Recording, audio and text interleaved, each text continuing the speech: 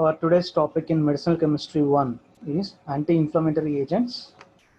Let us see the contents what we are going to discuss in this session. Introduction to anti-inflammatory agents, followed by general mechanism of action, classification of anti-inflammatory agents, some of the chemical structures of the drugs that were taken as examples in classification of anti-inflammatory agents, followed by synthesis of mefenamic acid and synthesis of ibuprofen. Finally, we will see the uses of anti-inflammatory agents. Now let us start with introduction to anti-inflammatory agents. What are these anti-inflammatory agents? Anti-inflammatory agents are the drugs that reduce the inflammation and are used for the treatment of various inflammatory conditions. The term non-steroidal anti-inflammatory agents, in short it will be called as NSAIDs, refers to all the heterogeneous group of compounds that possess analgesic, antipyretic, and anti-inflammatory properties except for the drugs like paracetamol and related certain other drugs which do not have anti-inflammatory actions. So paracetamol and the other certain drugs will be having antipyretic activity, analgesic activity, but it doesn't possess or they doesn't possess any anti-inflammatory activity. So these sort of drugs are classified under drugs with poor anti-inflammatory activity under NSAIDs. Coming to synonyms, other names of NSAIDs, they can also be called as non-narcotic analgesic agents or non-opioid analgesic agents. NSAIDs, non-steroidal anti-inflammatory drugs, are used to treat a wide range of conditions including headaches, painful periods, toothache, sprains and strains, common cold or flu, arthritis, and various other musculoskeletal disorders with pain as well as inflammation. Non-steroidal anti-inflammatory drugs work by blocking the production of prostaglandins, inflammatory mediators. Prostaglandins, chemical messengers that often are responsible for the pain and swelling. Non-steroidal anti-inflammatory drugs are non-steroidal compounds. As its name itself indicates, non-steroidal means the basic skeleton of these category of drugs doesn't possess steroidal basic nucleus or steroidal ring in its basic skeleton. So that's why this type of anti-inflammatory drugs are called as non-steroidal anti-inflammatory drugs. There are other anti-inflammatory agents. We will categorize them as corticosteroids, where steroidal structure is present in the basic skeleton. But here these drugs doesn't possess any sort of steroidal structure. So these were classified into non-steroidal anti-inflammatory drugs. So non-steroidal anti-inflammatory drugs do not interact with opioid receptors, one of the best advantage, and do not produce CNS and respiratory depression. There is no drug dependence or producing sleep or inducing sleep. So when compared to opioid drugs, opioid analgesics, which are going to suppress central nervous system and even it is going to suppress respiratory function. But here these drugs doesn't suppress central nervous system as well as respiratory system also. So it will be an advantage for NSAIDs for the treatment of pain, painful and inflammatory conditions. These drugs act by inhibiting cyclooxygenase enzymes. Basically, these cyclooxygenase enzymes are of two kinds, cyclooxygenase 1 and cyclooxygenase 2. So in short, it will be called as COX-1 and COX-2. So after inhibiting the cyclooxygenase enzyme, it results in non-secretion of prostaglandins. Means the biosynthesis of prostaglandins will be stopped. When the cyclooxygenase enzyme was inhibited, there won't be further proceeding of the biosynthesis of prostaglandins. Now coming to what is inflammation. Basically, inflammation involves migration of immune system cells into a damaged area or tissue, resulting in following responses. So there will be appearance of redness, at the area of damage in the tissue or on the tissue, and there will be heat. This redness and heat will be because of vasodilation. So huge amount of blood will reach at that site, so it will appear as red in nature, and because of more amount of blood there will be warmth, that is called as heat, and there will be swelling as proteins as well as some immune cells will also reach that position, that damaged position, so which results in swelling. And finally, as there is a swelling and there is a damage or rupture, so it results in pain. So these are all the symptoms of inflammation. So inflammation is a condition where there will be redness, heat, swelling and pain at the area of damaged tissue. Next we will see general mechanism of action. If you see, this is the biosynthesis of prostaglandins and leukotrienes. So right now we leave about leukotrienes, we are not discussing about this. Basically this category of drugs this category of things are being inhibited by corticosteroids, which are steroidal anti-inflammatory agents. We are discussing about non-steroidal anti-inflammatory drugs. So arachidonic acid is the precursor for the synthesis of prostaglandins, for the biosynthesis of prostaglandins. When arachidonic acid is present, so cyclooxygenase enzyme will get stimulated and it will act on arachidonic acid and converts this arachidonic acid into cyclic endoperoxides. In turn, this cyclic endoperoxides will result in the synthesis of different prostaglandins, which are responsible for normal functioning of homeostasis, as well as there will be inflammation mediation by this prostaglandin. So if prostaglandin synthesis is inhibited, inflammatory response won't be seen, so inflammation will decrease. So here non-steroidal anti-inflammatory drugs, they are going to inhibit the cyclooxygenase enzyme, which is going to convert arachidonic acid into cyclic endoperoxides. Once there is no conversion of arachidonic acid into cyclic endoperoxides, there won't be formation of prostaglandins. So thereby inhibition of biosynthesis of prostaglandins takes place in the body, thereby inflammatory process will be decreased. So now coming to classification of anti-inflammatory agents. In the sense here, anti-inflammatory agents in the sense non-steroidal anti-inflammatory agents. So you need to remember we are discussing about non-steroidal anti-inflammatory agents. So these non-steroidal anti-inflammatory agents are broadly classified into three categories based on their selectivity on cyclooxygenase enzymes. Non-selective COX inhibitors means these inhibitors can act on both COX-1 and COX-2 enzymes. So that's why those were categorized under non-selective COX inhibitors. Next, coming to second category, selective COX-2 inhibitors. These are the non-steroidal anti-inflammatory drugs that are going to act specifically on COX-2 enzyme. It is going to inhibit COX-2 enzyme only, and it doesn't inhibit COX-1. Next, other drugs like drugs with poor anti-inflammatory activity are also seen where there is no anti-inflammatory effect, but it is having antipyretic as well as analgesic effects.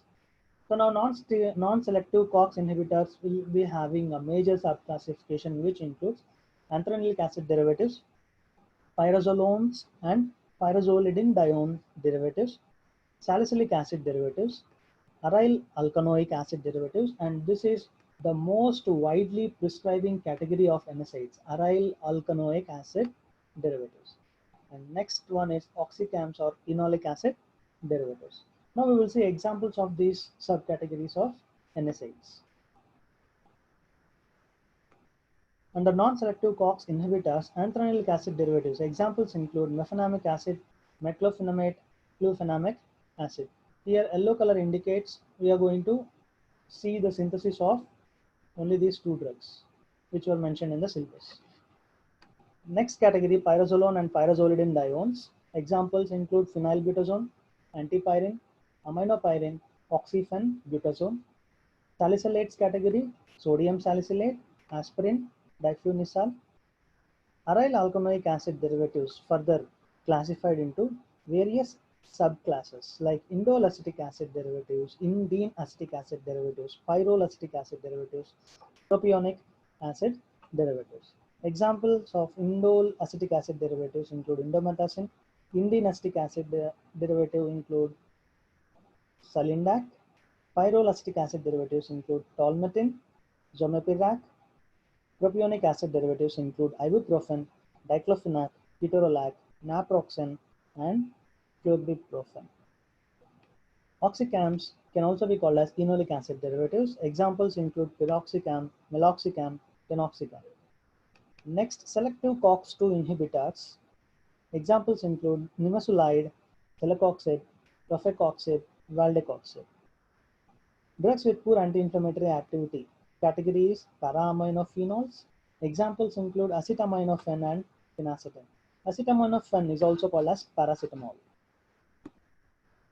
Now we will see the chemical structures.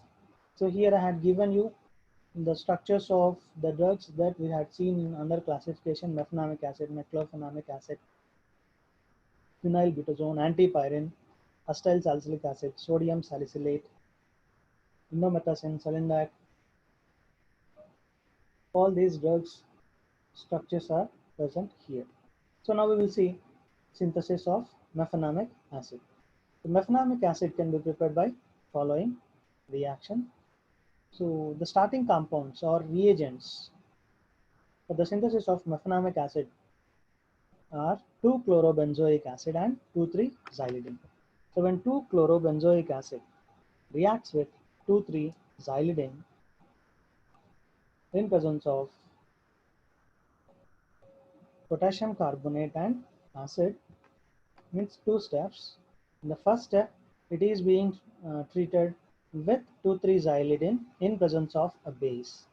2-chlorobenzoic acid is reacted with 2,3-xylidine in presence of a base, so results in formation of mefenamic acid. So this is the structure of mefenamic acid. Next, synthesis of ibuprofen. So synthesis of ibuprofen is having a different modes of synthesis. So whatever I mentioned here, it is one of the simplest synthetic route. In this route, ibuprofen is synthesized from the starting compound isobutyl benzene. Isobutyl benzene subjected to acetylation. Friedel-Crafts acylation or acetylation results in the acetylation at para position of isobutyl benzene, so which will give para-isobutyl acetophenone. So once this para-isobutyl acetophenone is formed, it is treated with hydrogen cyanide, which results in addition to this carbonyl group, C double bond O. If you see here, at this carbonyl carbon, there will be addition of cyanide group, and this carbonyl oxygen, there will be addition of hydrogen. So which results in the formation of cyanohydrin. So once this cyanohydrin is formed, it is subjected to the treatment of hydroiodic acid in presence of phosphorus, and followed by hydrolysis results in the formation of ibuprofen, the actual drug. So this is the synthesis of ibuprofen. So now we will see uses of anti-inflammatory agents. Anthranilic acid derivatives, mefenamic acid first. Mefenamic acid is used as an analgesic and anti-inflammatory agent. It also possesses antipyretic property. So all of you remember that we are discussing non-steroidal anti-inflammatory agents. So a common use or application for these medicinal agents include these drugs are used as antipyretics, analgesics, and anti-inflammatory agents except paracetamol and phenacetin. So remaining all drugs can be used as anti-inflammatory agents, analgesic agents, as well as antipyretic agents. So some drugs will be highly specific with strong anti-inflammatory agents activity. Some will be having very minimal anti-inflammatory property, but analgesic and antipyretic properties will be present for majority of NSAIDs. Next, coming to second drug, meclofenamide. So this meclofenamide basically present in the form of sodium salt. We will call it as meclofenamide sodium. So the actual drug name is meclofenamic acid. The meclofenamic acid or meclofenamate is used as an analgesic, antipyretic, and anti-inflammatory agent. So for the treatment of painful episodes, these two drugs, mefenamic acid as well as meclofenamide. Next, pyrazolone and pyrazolidine categories. Phenylbutazone. It is an antipyretic, analgesic, and anti-inflammatory drug. It is effective in the treatment of ankylosing spondylitis, and it is also used for the treatment of arthritis and painful shoulder. Antipyrin. It has analgesic, anti-inflammatory, and antipyretic activities. Shows some anesthesia and vasoconstriction properties also. It also exerts antiseptic effect. Next, coming to salicylates, sodium salicylate, it is used to treat inflammation and pain. Aspirin drug, used in the treatment of mild to moderate pain. It has anti-inflammatory and antipyretic properties. Apart from that, it is having specific kinds of activities that include it inhibits platelet aggregation and prevents arterial and venous thrombosis. So this drug is being co-prescribed along with the drugs used for the treatment of cardiovascular disorders. It is also used as anti-rheumatic agent. Next category, aryl alkanoic acid derivatives. Indomethacin drug, it is more potent antipyretic, used as an anti-inflammatory and analgesic in rheumatoid arthritis, spondylitis, and it is used for the treatment of gout, but to some lesser extent. It's not widely prescribed. To some extent, this drug can also be prescribed for the treatment of gout, and this drug poses very severe side effects. So its usage is minimized basically after invention of newer aryl alkanoic acid derivatives with lesser side effects. Next example is Salindac, used for the treatment of rheumatoid arthritis and ankylosing spondylitis, musculoskeletal disorders, acute gouty arthritis. Next drug, Tolmetin, it is used for the treatment of rheumatic and musculoskeletal disorders. Zomepirac, the drug is recommended for analgesia during severe pain. It is used as an analgesic and anti-inflammatory drug. So for fever type of condition alone, this Zomepirac won't be used. Diclofenac. So earlier it was one of the highly and widely prescribing drug to alleviate inflammation. It's a very common drug. Majority of physicians use in the form of injectables. So nowadays its use has been minimized due to potential toxic effects. Diclofenac, it is used for the treatment of rheumatic arthritis, osteoarthritis, and ankylosing spondylitis. Ketorolac. So this drug is used for the treatment of moderately severe and acute pain. Ibuprofen, again one of the commonly using drug, used for the treatment of rheumatoid arthritis and osteoarthritis. Naproxen, used for the treatment of rheumatic arthritis, dysmenorrhea, and acute gout. Next, we will see the subcategory oxycams. Example, piroxicam. Piroxicam is a drug used for acute and long-term therapy for treating osteoarthritis and rheumatoid arthritis. It is used in the treatment of acute gout. So especially it is related to uh, the inflammation at joints. So this drug is highly specifically used for the treatment of inflammation at joints. Next, selective COX-2 inhibitors, even though it's not mentioned in the syllabus, just I'm mentioning its use. And I had given structure of celecoxib also. Celecoxib and valdecoxib, both the drugs are used for the treatment of rheumatoid arthritis, osteoarthritis, and juvenile arthritis. These drugs are also recommended for the treatment of painful menstruation. Next, drugs with poor anti-inflammatory activity. Category, para-aminophenols. Examples, acetaminophen. I told acetaminophen is also called as paracetamol. So it is used for its analgesic and antipyretic activity. It is having a weak anti-inflammatory property. And it is used as a common analgesic. So many of you know or not, majority of the surgeons, topmost surgeons, after surgery, instead of prescribing NSAIDs to relieve pain, majority of them are going to prescribe paracetamol drug, acetaminophen drug for the treatment of pain post surgery, for the treatment of pain post surgery. So it is used, paracetamol drug is not only used for relieving fever, but it is used for the management of painful conditions post surgical. So that's why it is a common analgesic that is being used. Next drug, phenacetin. It is an analgesic and antipyretic agent, and this drug is more toxic when compared to paracetamol. So paracetamol is better when compared to phenacetin. So these are the informations that are present in the syllabus given under anti-inflammatory agents.